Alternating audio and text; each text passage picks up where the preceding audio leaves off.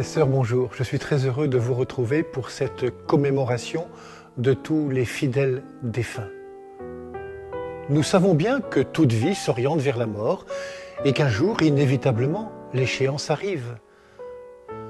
Pourtant, quand la mort intervient, même si c'est au terme d'une longue existence, comme c'est heureusement le cas pour une grande majorité de personnes, nous éprouvons de la tristesse, de la douleur, un sentiment de vide. Et montent à nos mémoires de multiples souvenirs qui rendent présent l'histoire de l'être aimé. Nous nous souvenons de tous ces liens qui se sont tissés durant toute la vie. La mort nous fait prendre conscience de notre fragilité de personne humaine et du prix de la vie humaine, de ce qui fait sa consistance, son épaisseur. Elle nous fait prendre conscience de notre situation d'être créé au milieu de toutes les autres formes de vie. Nous ne sommes pas tout-puissants. Nous n'avons pas la maîtrise de tout, même si parfois nous vivons comme tels, ou si nous en avons le désir. Tout l'Évangile, qui est le Christ lui-même, nous appelle à vivre non comme des maîtres, mais comme d'humbles serviteurs de la vie qui nous est confiée. Plus que jamais, c'est la foi qui doit animer et nous fortifier. Cette foi reçue le jour de notre baptême comme un trésor plein de promesses. Cette foi qui a contribué à forger notre personnalité. Cette foi qui a porté des fruits visibles ou invisibles. Mais c'est aussi celle que nous cherchons tout au long de notre parcours de vie. Il n'existe pas de foi sans faille.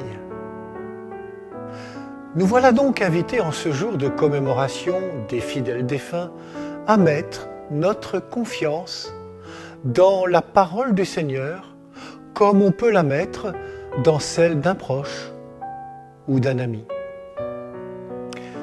Jésus dit à ses amis, il nous dit à nous aujourd'hui, dans la maison de mon Père, beaucoup peuvent trouver leur demeure.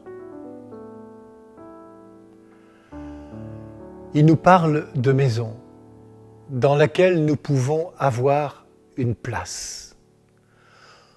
On pourrait penser que c'est une belle parole pour nous consoler.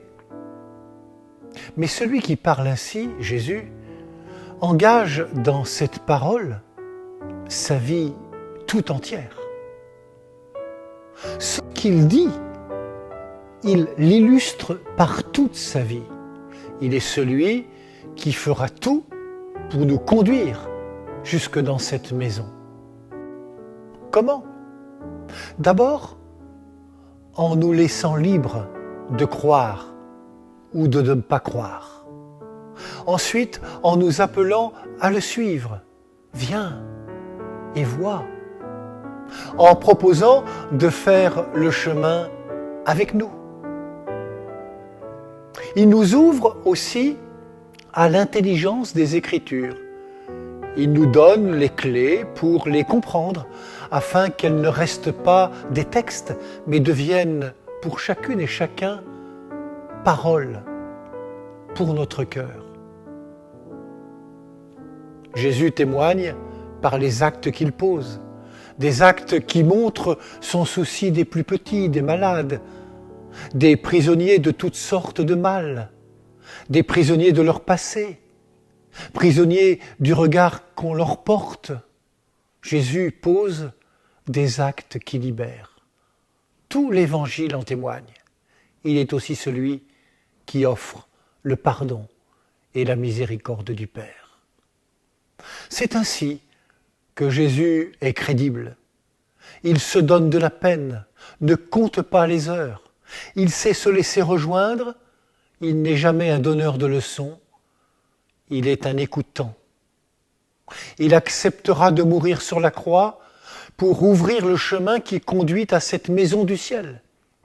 C'est ainsi qu'il nous montre, par sa vie et sa mort, qu'il n'y a pas d'impasse définitive, qu'il y a toujours un chemin, même étroit. Par sa mort, Jésus a vaincu la mort. C'est Jésus qui dit « Que votre cœur ne se trouble pas.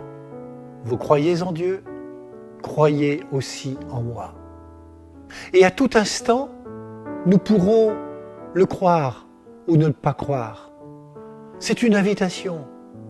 Et il nous invite en ce jour à la confiance.